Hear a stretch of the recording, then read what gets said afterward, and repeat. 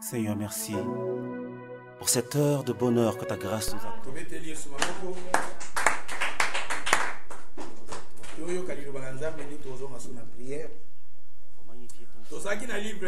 Exode 2. On était dans le livre d'Exode, chapitre 2, verset 11. Je pense vendredi, à Londres, je pense vendredi, Devant toi, 2 weeks ago. Les signes de la maturité au sein de l'église. Les signes de la maturité au sein de l'église. Bien, la maturité au sein de l'église. On va donc parler sur la maturité.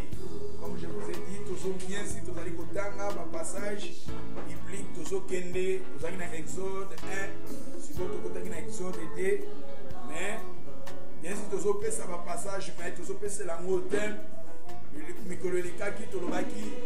l'église face au danger. La danger ni l'église des Aki il y a Moïse.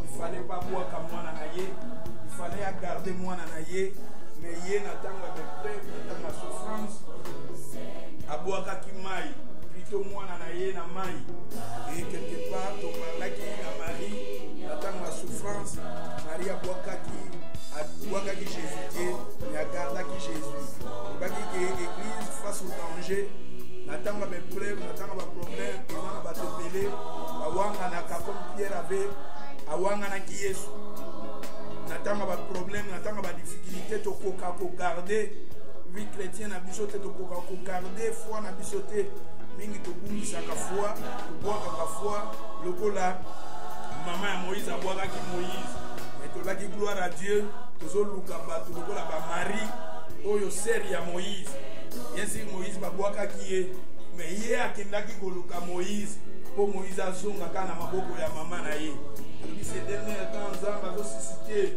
na kati na œuvre na ye ba sœur ba frère ba o ba ko telema o ba kozana na caractéristique ya Marie pona kozongisa Jésus na kati na etonga wana ezalaki na Exode. Moi je pense que ezalaki Exode 2 oyo mena débit mais lelo tozo continuer oh to peut citer les signes to ngi to parler ba signe ya maturité to yekolaki quelques points mais lelo par la grâce de Dieu na lingi to kende rapidement to que nous voyons qu'on a pas point peu mususu. Exode chapitre 2 verset 11. Moïse s'arrêta près d'un puits. Voilà, tu voyais qu'on a celui par la grâce de Dieu. Peut-être que mais parmi les signes de maturité, tu vas parler parce que tu vas parler sur Moïse. Dans le Bagina Bisso, Awa, tu vas Moïse, attends que sous Jésus. Parce que chaque fois, je vous ai dit, tu as la Bible, tu as la révélation, la parole écrite et la parole Rema. Parce que tu as la Logos, la parole écrite, Rema et la révélation, tu as Bimisa, la Maluba, tu as Tanga. Après, on parler de Moïse devenir grand. Et dans l'acte des apôtres, autant que Moïse a 40 ans. 40 ans, et là, Moïse déjà comme adulte.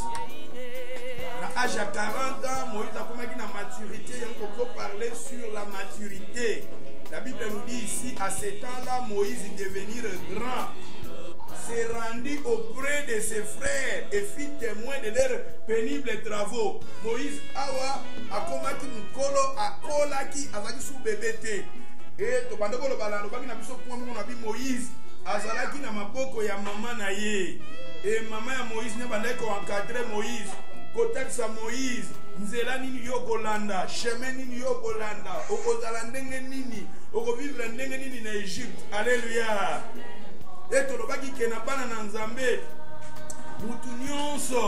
il faut que la molimo. Alors, Moïse devenir grand. Moïse a collé à croître, à progresser. Combien de fois tu as pas Nzambé? Nazolo manabiso, ba problème pour l'église des Alakanayango. L'église des Alakanayango, problème il y a immaturité. parmi les problèmes et ça na kati na église et ça va problème il y a immaturité ba qualité ba tout ce qui va condi ba problème aussi to minimiser en église ils sont souffrir église ils sont dans la division église ils sont dans la rancune église ils sont dans la problème parce que ba ça ba immature ba parler na biso a Moïse devenir grand na parler que sur point ya maturité on a senga ki na mwana na nzambe nyonso il faut tokola parce que totalaki na Bible ba bina biso pe Jésus abandaki kokola abotamaki mais Jésus croissait et c'est très important. Il y a votre livre, il y a 2 Pierre chapitre 3 verset 18 par le Bible. Mais croissez dans la grâce et dans la connaissance de notre Seigneur et Sauveur Jésus-Christ. Même les Bibles à la biso, tokola, to croître, to progresser. Mundimi oyo, oye lelo, osali 6 mois, osali 1 année, osali 2 ans à la l'église. Il faut okola na maturité. Alléluia. Tokola, to ça soupa bébé té. Et wana nyoso to ekola ki yango. Mais alingi to parler na deuxième point. Le deuxième point, par le Exode chapitre 2 verset 11. À ce temps-là, Moïse devenir grand, s'est rendu vers ce frère. Ils firent les témoins de leurs pénibles travaux. Il y vit un Égyptien qui frappait un Hébreu d'entre ses frères. Il regarda de côté et l'autre, et voyant il n'y en avait personne, il y tua quoi?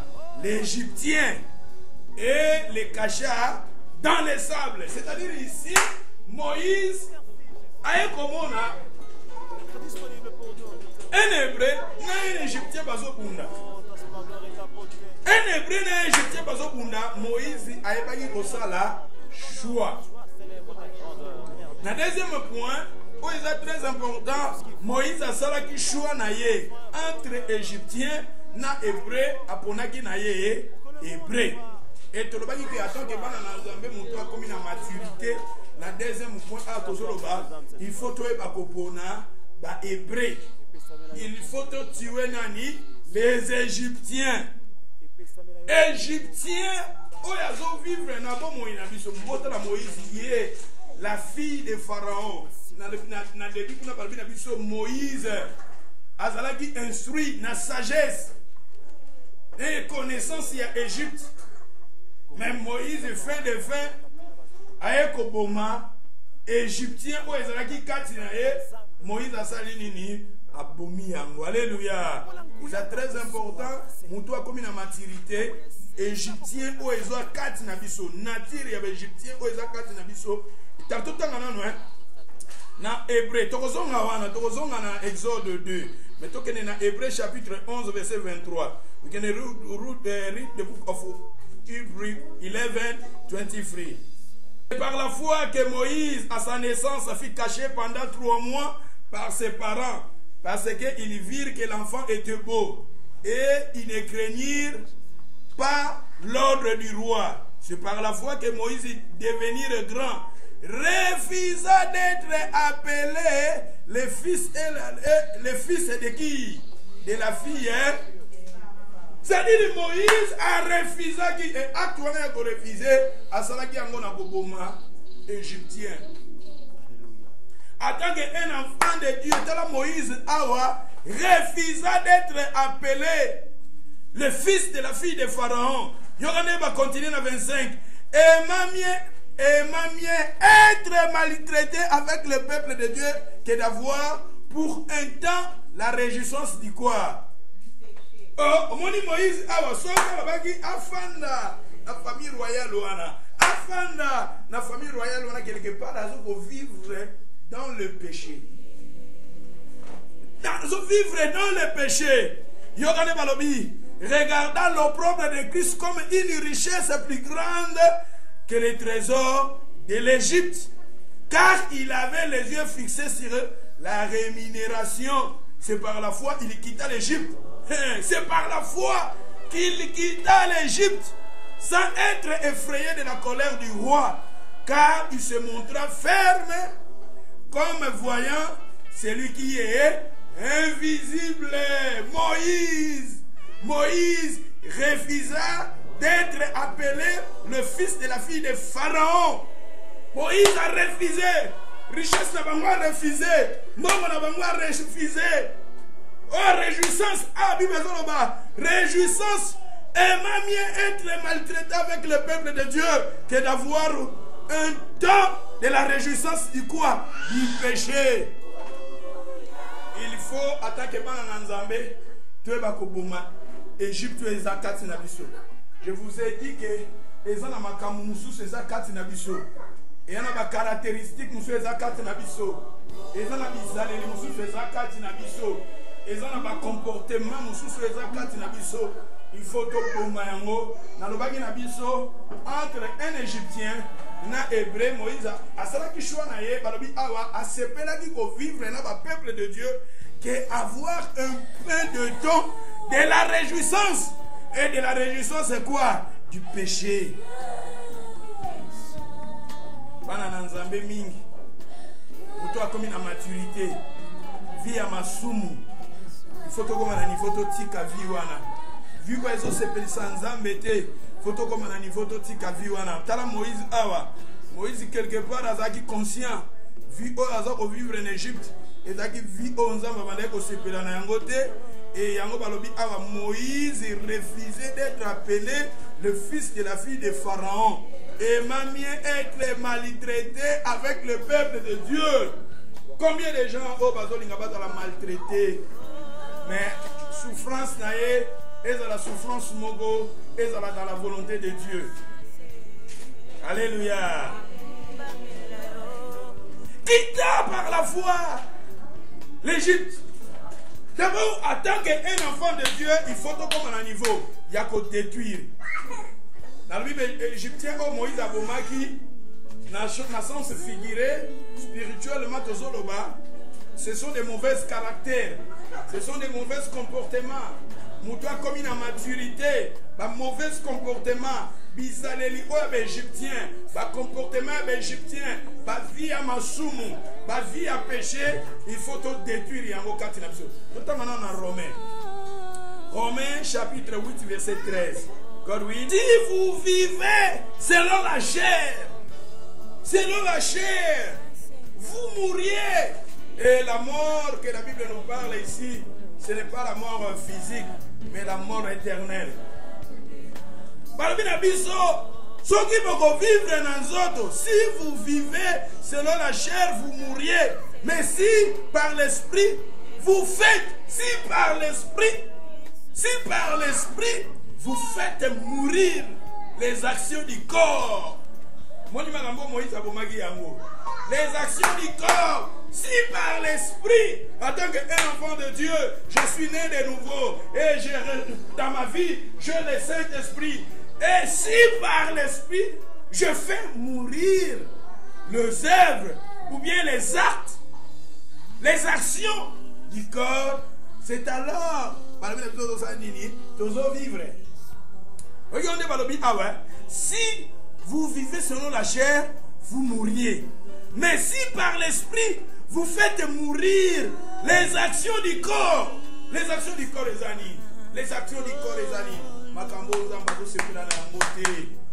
comportement mabé, bizalelio ya mabé, ba vie ya mabé, ba vie o nzamba se pela na ngote mais ba di awa si par l'esprit vous faites mourir les actions du corps.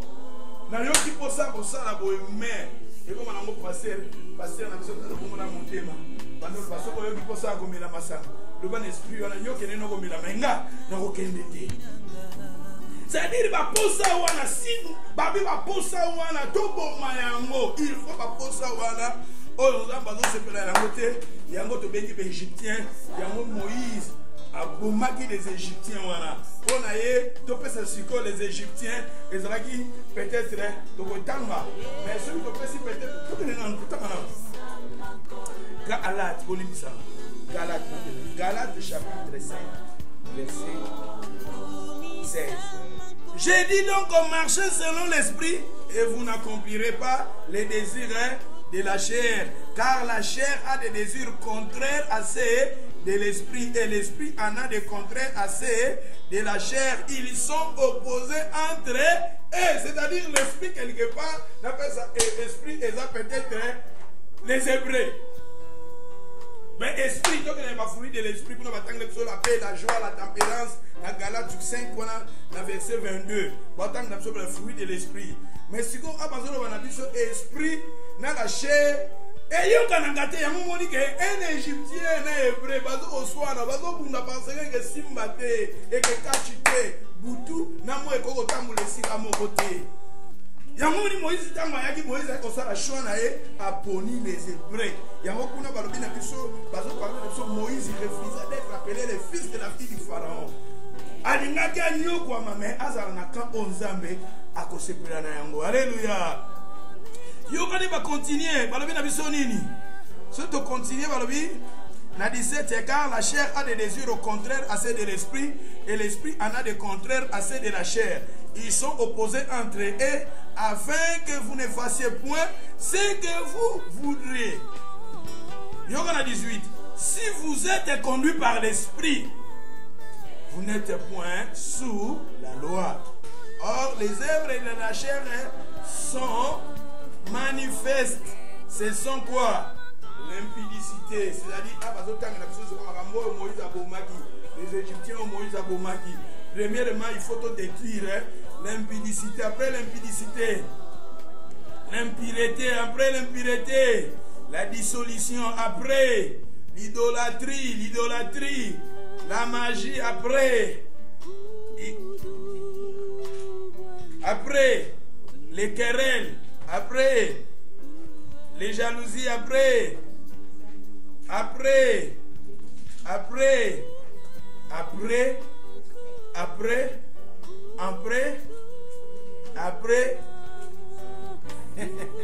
et les choses, c'est-à-dire, ça peut homosexuels, les lesbiennes, Tala babiloko Moïse a bebisaki abomaki. Il faut attendre que biso bana Nzambe, il faut tous la lokola Moïse muto akomi na maturité. Ba signe maturité photo 4 et na maka mususu attendre que bana Nzambe, il faut muto akomi na maturité to ko minimiser yango parce que tozo ko l'église les autres les souffrir. L'église c'est pas un problème na kati l'église parce que ba comme na maturité té. Mais Nzamba zobenga biso poto 4 tolongwa ba bébé. Je vous ai dit que jour wana na baki ke bana bazolela po baza bana tala kwa kuina za awazo koma bongo po aza mwana mais soka komi na 11 ans makambo azosala awa moko opekisa ngote aotika ngoka ye moko na nini akoli azokola Nzambe zo pe pa Nzambe toyaka lokola bana mais Nzamba azolinga tokola yango Paul buna zoloba ke ti lelo tozokoka kolia les nourritures solides te tozaka na bamiliki mais les nourritures solides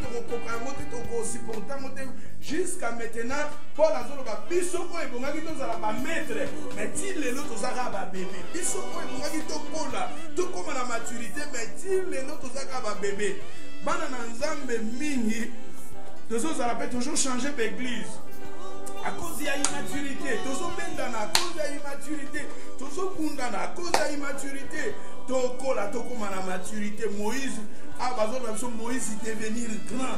Tant que ce soit pas un et deuxièmement, la maturité, à ce que détruire la vie les Égyptiens. Moi, dans Zambé, ils ont tout garder les Égyptiens quand ils ont les Égyptiens qu'on a détruire, ce sont des mauvais caractères, des mauvais comportements. En tant qu'un enfant de Dieu, ils ont photo détruire.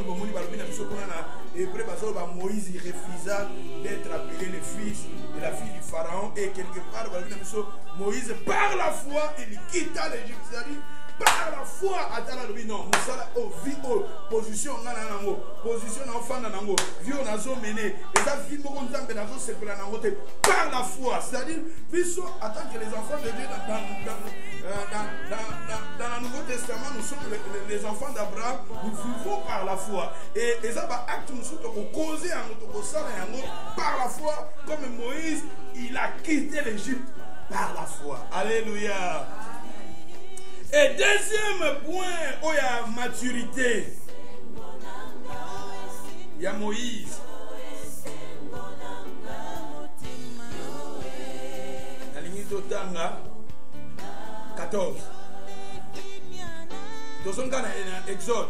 Exode chapitre 3e, je pense 3e. Non, premier, on a vu 4, la signe à maturité, 4. Deuxièmement, il faut détruire les Égyptiens. Et troisième, Exode chapitre 2, verset 14.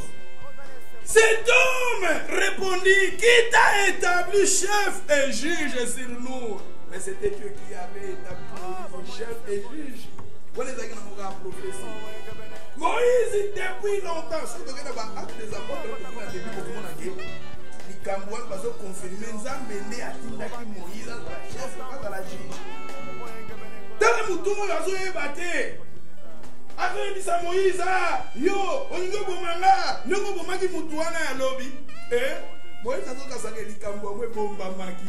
Nous avons déjà dit que Moïse a dit que Batou Baye Batou ya. Yozo Kassari, Batou Baye Baka. Tala, Batou Baye Baka.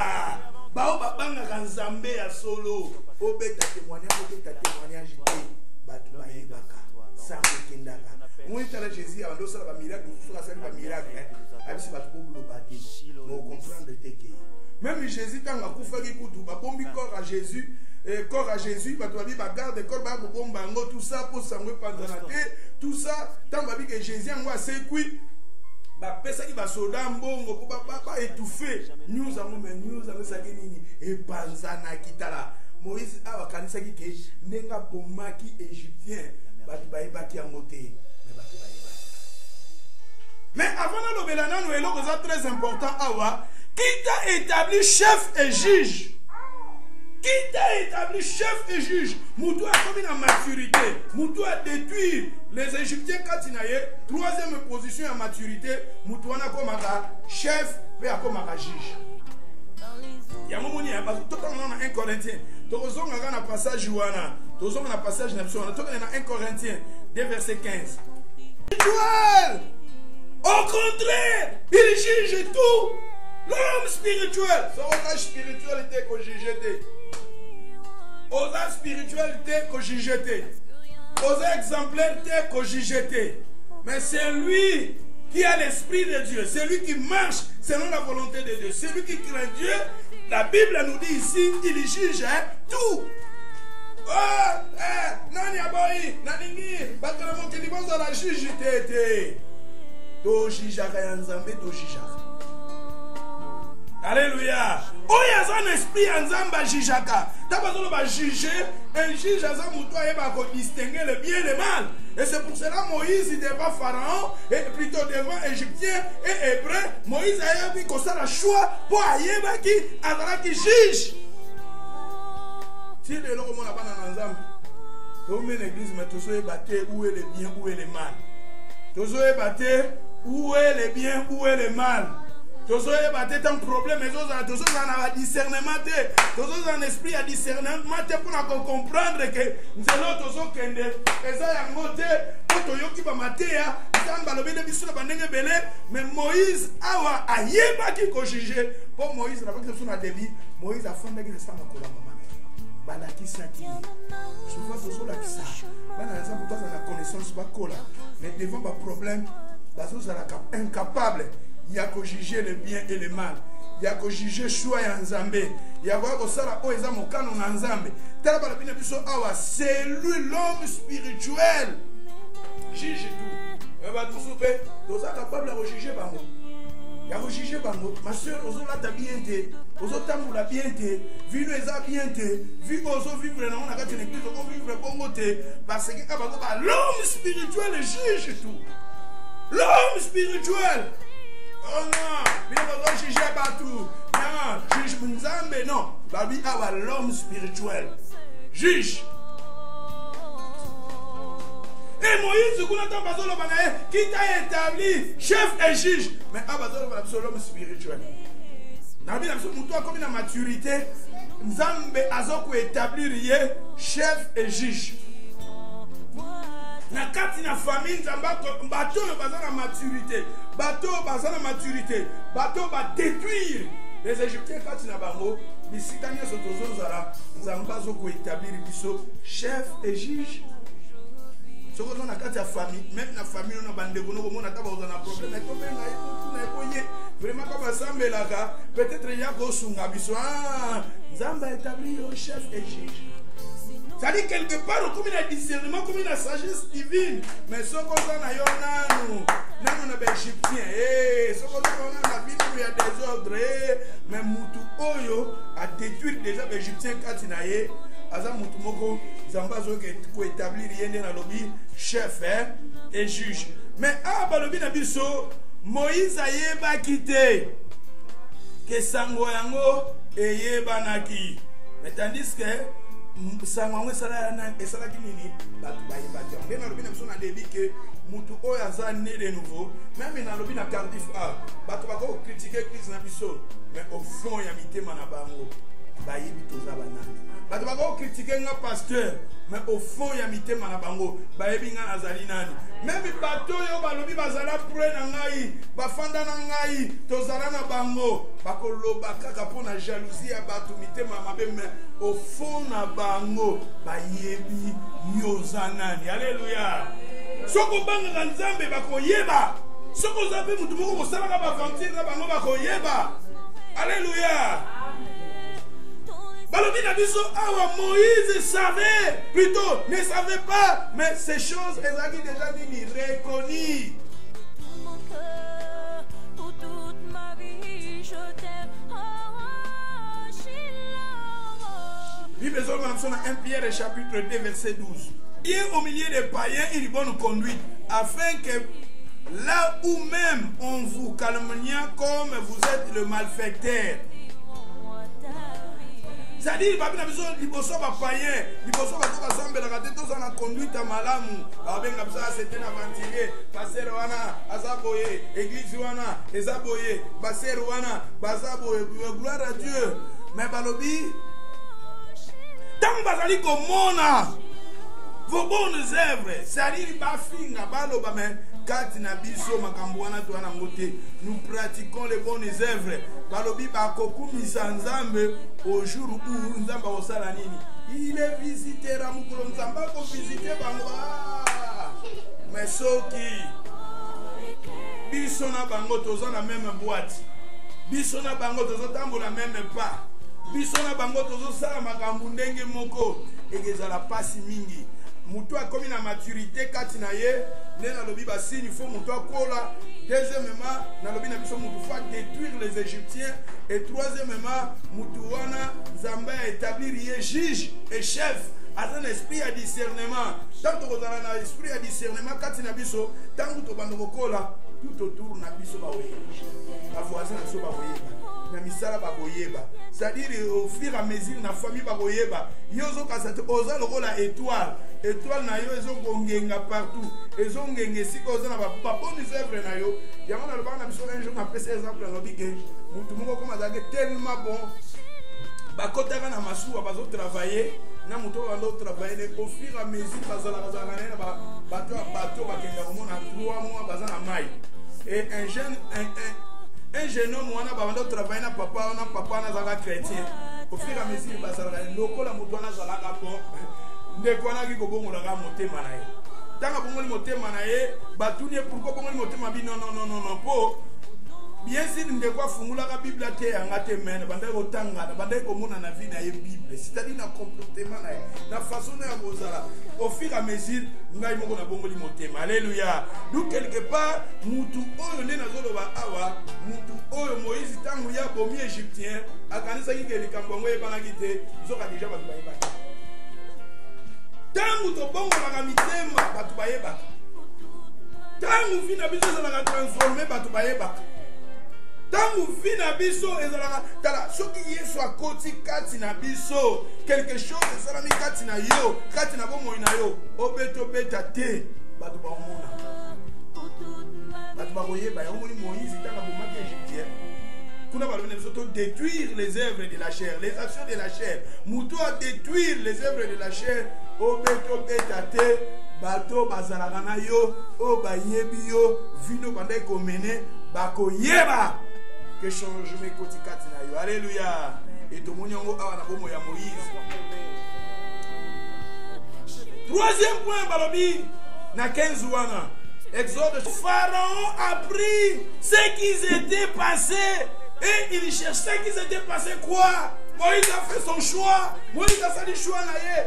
Oh, Pharaon ayoki nini que Moïse a fait le choix na ye. Moïse a refusé na ye richesse en Égypte. Moïse a tiki na ye vie à mabe.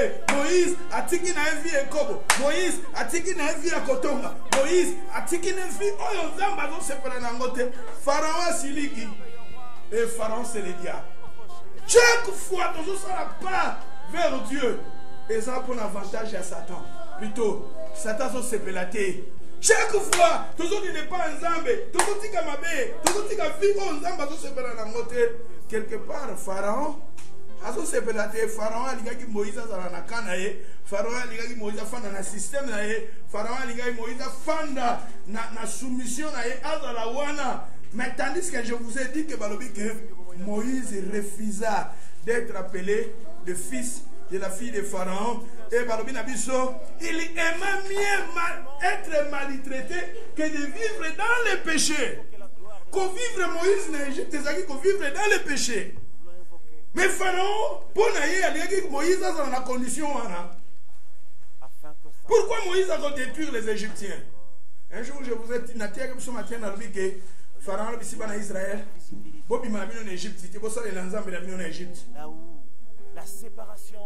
Bobi m'a mis en Égypte, ceux qui vont bima botika ba meme na bino.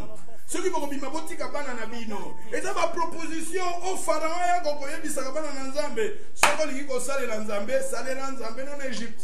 Moïse a dit au sale na Nzambe en Égypte pour et que ça la abomination na mis sur égyptien.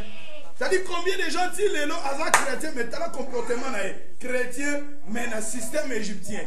C'est-à-dire chrétien à chrétien ne quelque part bah tu pas comme en maturité bah il va faire la choix comme Moïse a fait la choix. Jésus-Christ a dit pour battre na mabé mais Jésus a dit que battre na mabé va demeurer na mabé mais Jésus a dit battre na mabé transformation et salama. Alléluia. Mais Pharaon a dit au coquina yo ko sambela me vivre en Égypte. Au coquina ko ne pas dimanche en église mais vivre en Égypte. Au coquina yo ko prier pe mais ça non pe makambo nzamba zo sepela na ngote. Mais Moïse refusa d'être appelé. Moïse, il aima mieux d'être maltraité, mais de vivre, non pas de vivre dans le péché. Moïse, par la foi, il quitta l'Égypte. Pharaon va saler dans l'Égypte. Pharaon ça va bien pas parler au niveau que nous saler dans l'Égypte. Parce que vous avez oublié qu'aucun Égypte, même si vous priez beaucoup, mais les chrétiens, mais pas dans le comportement et ça le là.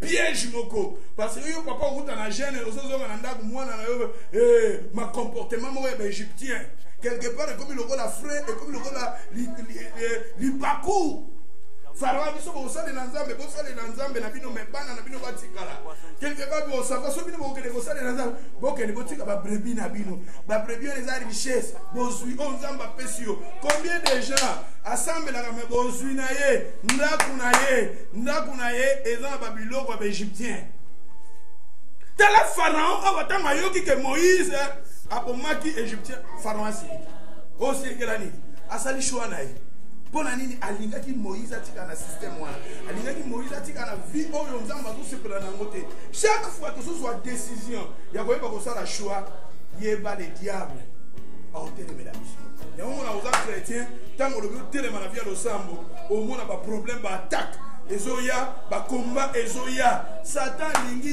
eza na ser moko boy abizinga pasa ngai chaque fois na tele manga pona sala la Nzambe na mona na nzala ga combat Satan ko ngai sala na Nzambe te na mona ka bina ngaso na bina za chrétien na mi pesa na mona ka bina comme ka moi difficile Satan a conditionné Satan ya na ba problème pour la question que vu oyo poni o ko kangote. Alléluia. Mais ce que moi j'ai compris ici dans l'histoire de Moïse, tant que Balandi Pharaon a pris ce qui s'était passé il chercha à faire mourir Moïse.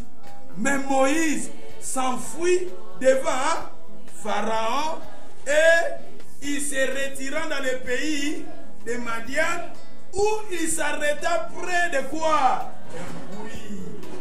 Donc un puits, la Bible est symbolisée à Jésus. Jésus, c'est la famille samaritaine. Oh, il soit là qui puits. Et vous, la femme samaritaine a yaki.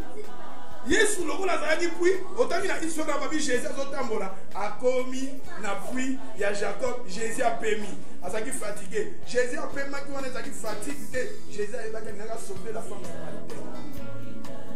Il y a Jésus t'a dit aborder moi si voilà pour le solo pour y mo Yesu a qui puis abandi côté c'est pesa na mai abingana opeso mai neni ni popino ba yuda na biso ba samaritaine to yo kana te Yesu atali ya soko mutu azosenga yo mai falende yo osenga tanga na Bible na Jérémie zamba zo na Israël ke bosali masumu mibale parce que botiki ngai liziba ya mai na bomoi. Un jour Jésus nageant Jésus a prié à la vie si quelqu'un a soif qu'il vienne à moi.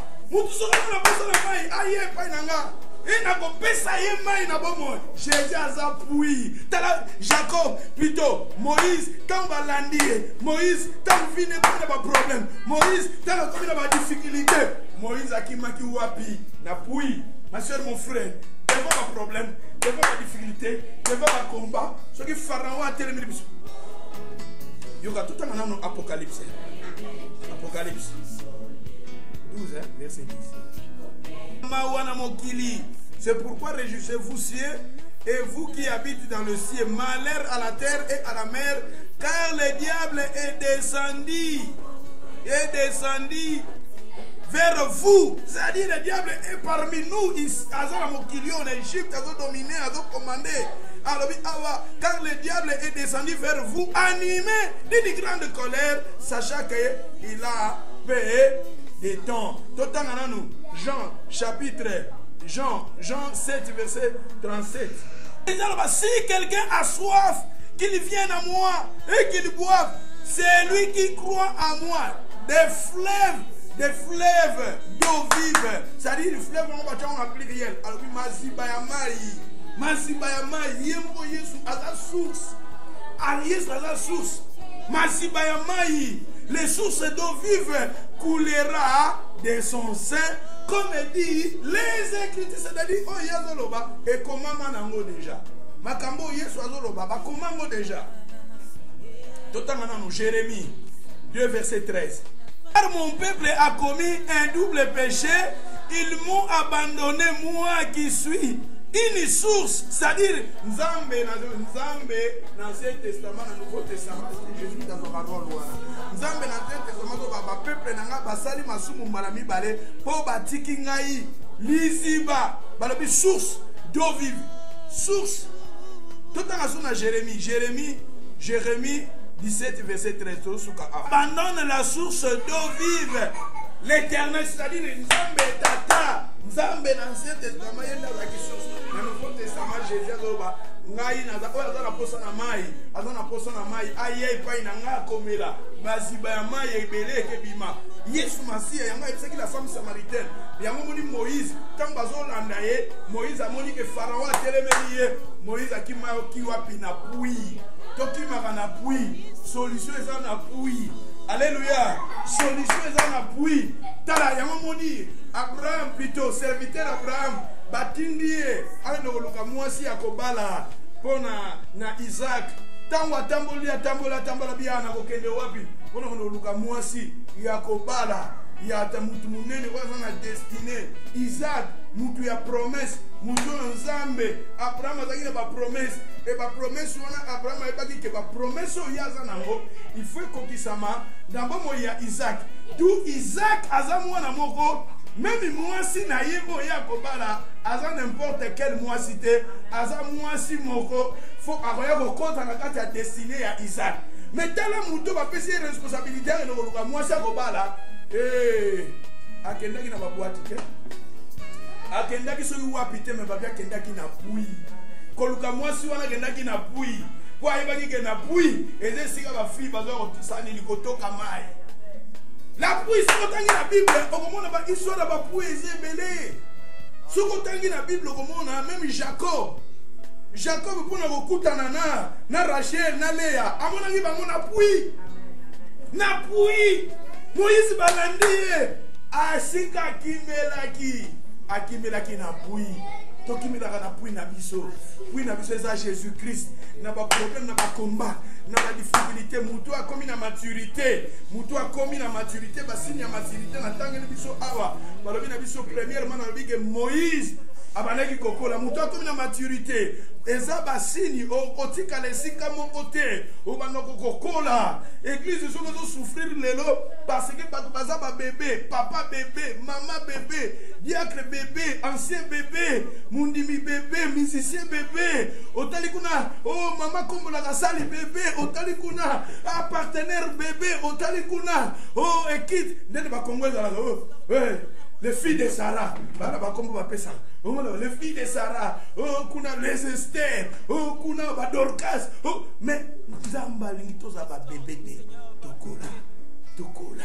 Moïse quadré, Moïse coincé, mutu atala basini ko ezola ka kituna mutu wana tozala ndenge to alaki avant na ndenge tozokuna na Nzambe compréhension na biso sagesse na biso et comme il renouveler et deuxièmement mutu oyo basini ya maturité faut trouver ba ko détruire les Égyptiens 4 na biso et troisième point ya maturité na lobi na biso awa mutu comme na maturité ayebi ko juger ayebi le bien le mal. Moïse Balobi, qui t'a établi chef? Qui t'a établi chef? Qui t'a établi chef et juge? Mais il était chef, il était juge. Dieu a établi là qui Moïse est juge. Dieu a établi là qui Moïse est chef. Alléluia. Mutu oyo basini ya maturité, mutu wana kimelaka tango yindelaka biso, tango Satan telemelaka biso, tango Pharaon telemelaka biso, tango tolekanga na preuve, tolekanga na ba combat, tolekanga na ba danger. Et sika ya kokimela esika na pui Moïse akimelaki na pui eza Jésus tokimelaka epai na Yesu tobombamaka epai na Yesu mwana na Nzambe komona oza kombati obi nakota ta 3 jours ya mabondeli likambo oyo bato mosusu na église soki toorganize jeune te aogene te na église soki toorganize retraite te akota nzoka atake mwana na Nzambe okozala mpe te nakota retraite na nga il y a 2 jours 3 jours